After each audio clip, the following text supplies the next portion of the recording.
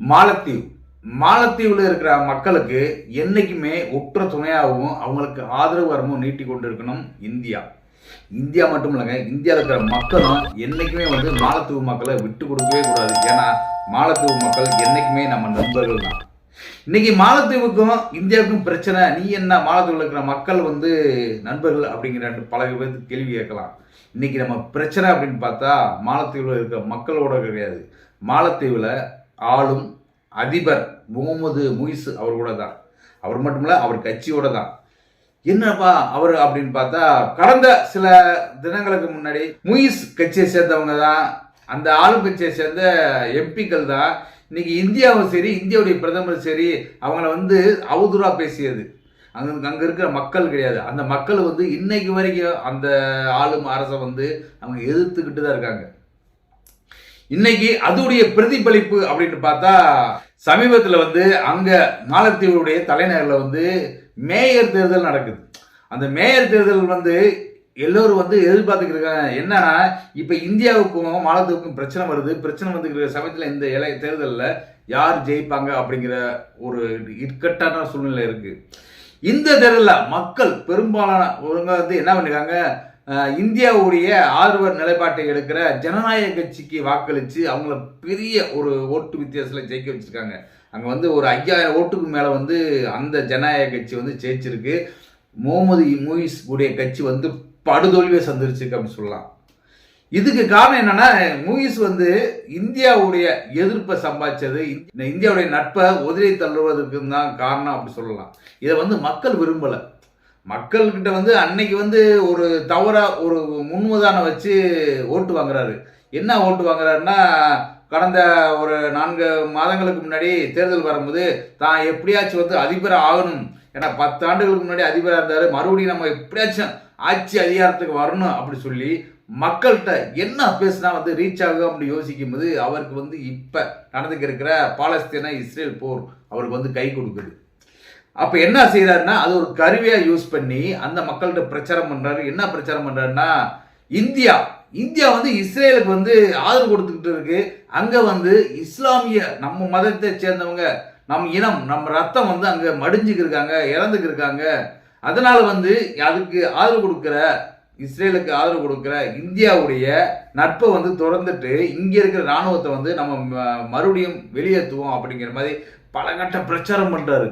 பிரச்சாரம் பண்ணாலும் அவர் அங்க முன்வைக்கிறது மதத்தை முன் வச்சு அவர் வெற்றி கண்டு மறுபடியும் அதிபர் ஆகிறாரு. அதிபர் ஆன உடனே எல்லோருக்கும் தெரியும் இவர் எப்படி இந்தியாவுக்கு எதிராக இருப்பாண்டு. அதே மாதிரி தான் இப்ப அவர் முதல் வெளிநாட்டு பயணம் அப்படி சொல்லி போறாரு. எங்க போறாரு?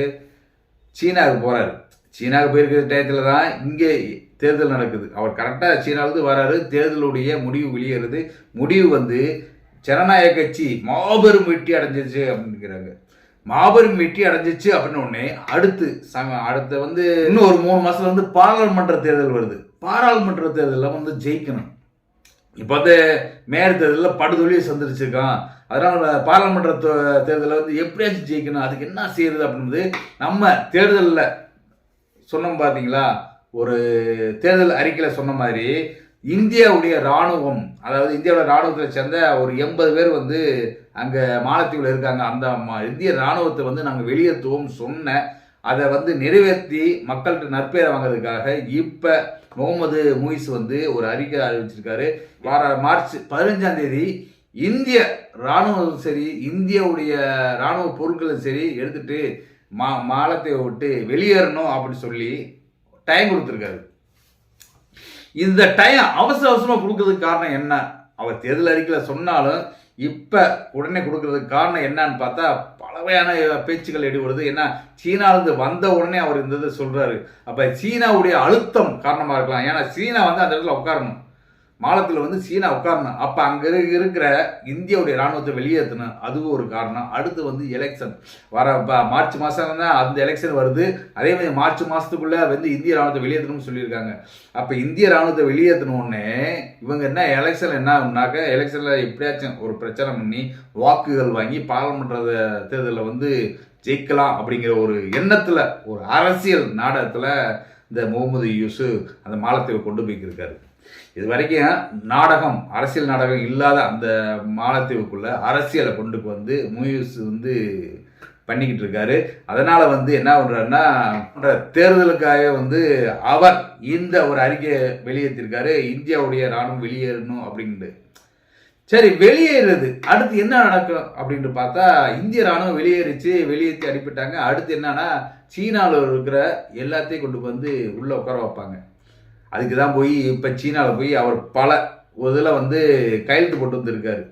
கையெழுத்து போட்டு வந்து மட்டும் இல்லைங்க, இன்னைக்கு மாலத்தீவை சுற்றி ஒரு 1500 தீவுகள் இருக்குது. குட்டி குட்டி தீவாக இருக்குது. அதில் வந்து பல தீவுகள் வந்து மனிதனே வாழ முடியாது அப்படிங்கிற தீவு இருக்குது. சிலது வந்து மனிதர்கள் இல்லாத தீவு இருக்குது. அப்படி இருக்கிறதுல வந்து இவர் வந்து சீனா வந்து ஒரு தீவு வந்து கேட்குது, எங்களுக்கு இந்த 2 தீவை கொடு, 4 தீவை கொடு அப்படின்னு சொல்லி கேட்குது. அங்கே என்ன செய்யணும்னா, தன்னுடைய இராணுவ தளத்தை அங்கே வந்து உருவாக்கும், விமான தளத்தை உருவாக்கும். மக்கள் வந்து இன்னைக்கு வரைக்கும் மாலத்தீவில் இருக்கிற மக்கள் இந்தியா செஞ்ச உதவிகளை வந்து இன்னும் மறக்கல. அதோடைய பிரதிபலிப்பு தான் இன்னைக்கு மேயர் தேர்தலில் தெரிஞ்சிருக்கு. அப்படி தேர்தலில் தெரிஞ்ச இதே ஒரு பிரதிபலிப்பு வந்து அடுத்த வார பாராளுமன்ற தேர்தலில் தெரிஞ்சிருமோ அப்படிங்கிற சூழ்நிலை இருக்கு. இன்னைக்கு வந்து இந்தியா வந்து ஒரு இக்கட்டான சூழ்நிலை, சுனாமி வந்து பெரிய சேதம், மாலத்தீவுக்குலாம் பெரிய சேதம். அப்படி பெரிய சேதத்தில் வந்து முன்னாடி போய் நின்றது வந்து என்னன்னா நம்ம இந்தியா தான். அதே மாதிரி வந்து கொரோனா காலகட்டங்களில் மருத்துவ பொருட்களை ஃபுல்லாக கொடுத்து இந்தியா உதவி பண்ணுச்சு.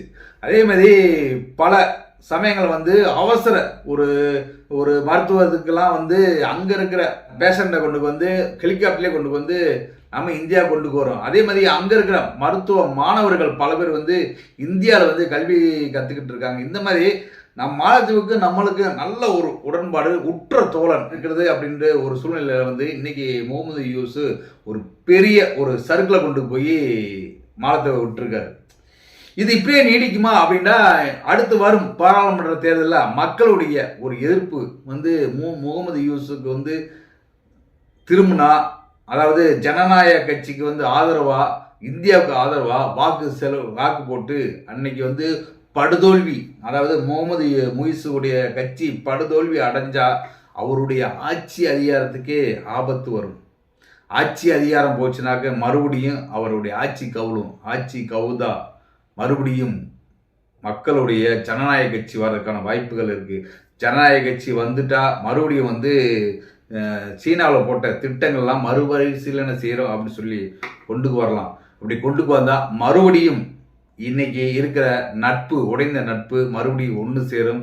மறுபடியும் வந்து மாலத்தீவு வந்து சுற்றுலா பயணமாக மறுபடியும் அவங்களுடைய வாழ்வாதாரங்கள் முன்னேறும். அதேமாதிரி அவங்க வந்து நம்மளுக்கு நட்பு நாடாக மாறுவாங்க.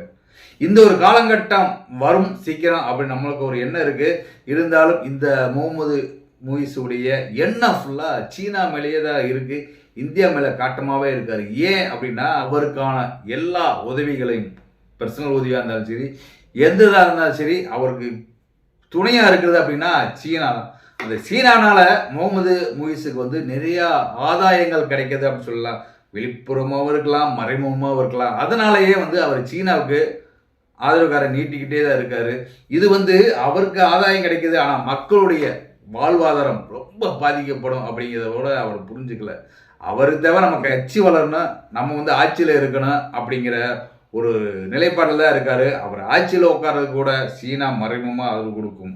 கண்டிப்பாக வந்து பாராளுமன்ற எலெக்ஷனில் பிரதிபலிக்கும். அங்கே வந்து முகமது முயிஸுடைய கட்சி படுதோல்வி சந்திருக்கிறதுக்கான ஒரு சூழ்நிலை வரும். இதுக்கான ஒரு தீர்ப்பை வந்து மாலத்தீவு மக்கள் கண்டிப்பாக முகமது முயிஸ் உடைய கட்சிக்கு கொடுப்பாங்க.